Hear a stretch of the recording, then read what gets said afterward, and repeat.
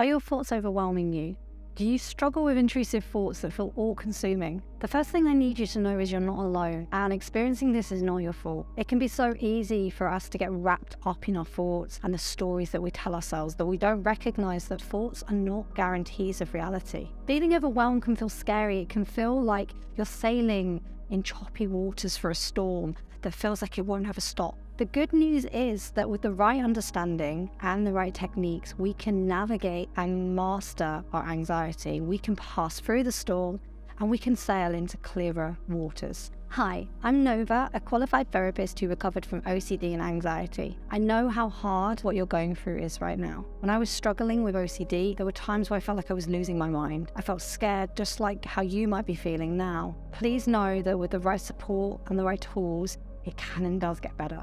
Before we can learn what to do with thoughts when they're overwhelming you, we need to first understand what's going on and why. The average person has up to 60,000 thoughts a day. And some of those thoughts can, of course, be intrusive, and some of them can even be scary. It can happen because our brains are not designed to keep us happy. They're in fact designed to keep us safe. That's why sometimes when you're lying in bed at night and you see a shadow in the corner, your brain may try and convince you there's something in the room with you. Because even though the chances are incredibly slim, it doesn't want to take the chance, and so it warns you. For some people like us, our fear response can get temporarily stuck in a hypervigilance state. And this basically means that it's overly cautious.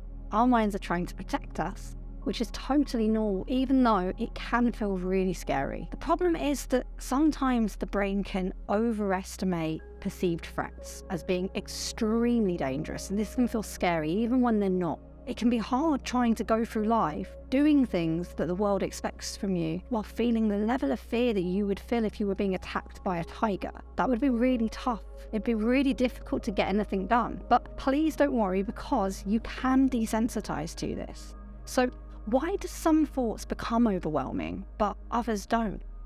Most humans experience intrusive thoughts from time to time, but when a person views each thought as being significant and adds additional meaning, it can lead to them being potentially misinterpreted. That's where we feel extra distress. Our minds can be like random thought generators, throwing questions and images and worries, anything and everything. Some thoughts are stickier than others because they're what we call ego dystonic, meaning that they go against your values, they go against who you are. Now, thoughts that go against who we are and are in direct conflict with our identity can be tough to experience. We're more likely to focus on them as a result and try and fight against them. So what needs to change? The first thing is we need to remember that you cannot think your way out of overthinking. I just want you to say that with me now. You cannot think your way out of overthinking. And that's really, really important. It also helps to remember that even though it may feel like you're the only one experiencing this, having overwhelming thoughts, it's incredibly human. It's the way that we were built. Rather than it being something wrong, it's how we respond and how we deal with being overwhelmed with our thoughts that can really cause us problems. So thoughts and feelings and behaviours are all intertwined, and they all impact each other. When we place importance and attention on each and every thought, we can strengthen our belief and our fear in them. This can lead us to become overwhelmed. You may even find yourself engaging in behaviours to try to neutralise and avoid and calm your thoughts and feelings. And this in the long run can water the roots of your belief that the thoughts are dangerous, or that the thoughts are an indicator of truth, even, and this is important, even when they're not. Our fearful thoughts are not always reflections of reality. They're often faulty and irrational defense mechanisms, and that's why we're going to retrain it. Imagine that your thoughts are like leaves that are flying through the wind. Even though they're whirling around you and they're obstructing your view, they don't determine who you are. You are rooted in your own values. You're sturdy as an oak tree. Stepping back and observing thoughts from a distance can help us to see they're separate from who we are. While this is really important to understand, it's not the main technique you need to follow. Stick with me, because by the end of this video, you will have learned the best technique for this. Now, if you want to break out of this cycle in the long term, steering the ship of your mind towards slowly facing your fears and embracing uncertainty can be helpful. Exposure response prevention, ERP, is a great way to do this. Now, fundamentally, it's about learning to sit with the overwhelming thoughts and anxiety around your fears without engaging in any avoidance or counter behaviors. Consider ERP to be your compass and sail, guiding you to smoother waters. As you bravely engage in exposures, you'll notice that the storm's intensity will lessen and the horizon ahead will become much clearer to you. ERP is not a one-time cure. It's a journey. Just as a sailor must continually adjust their course and weather storms along the way,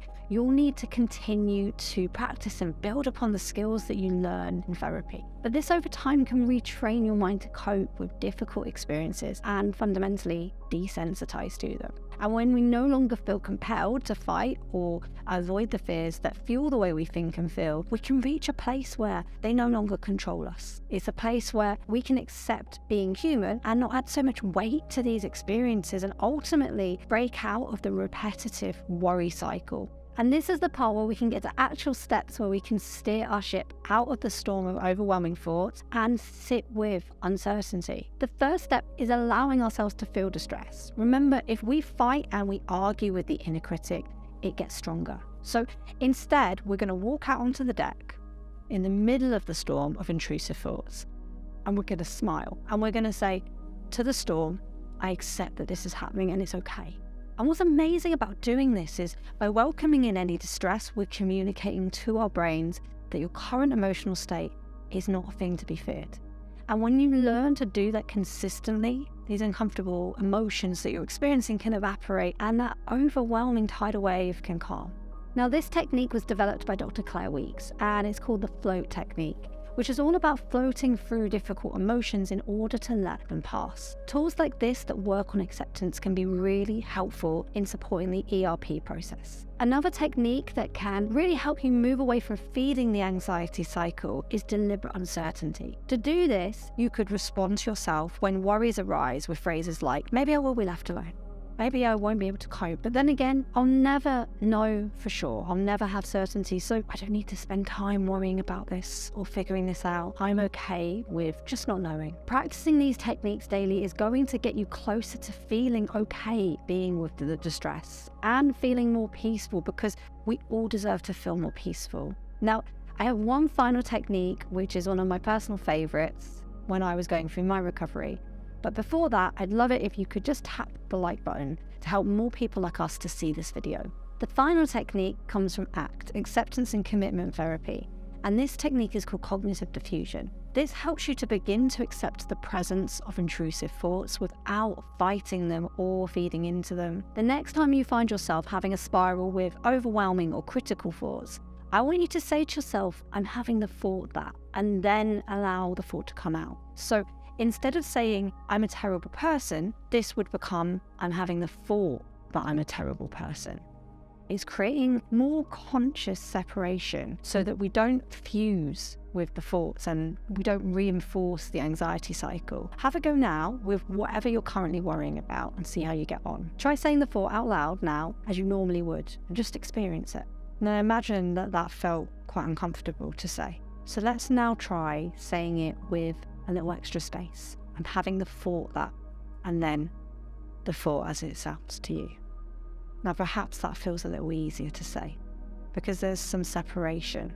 Let me know in the comments how it feels to create some extra space between yourself and your thoughts. I'm really interested to hear how you got on with that. Now finally, remember that every person on the planet has unwanted or intrusive thoughts. Some are violent, controversial, ridiculous, scary, whatever they may be, it's not your fault that this is happening. This can and it does get better. Thoughts do not define us. Now, if you're struggling with intrusive thoughts around memories, and want to know how to deal with this, click the link to watch my false memory OCD video here.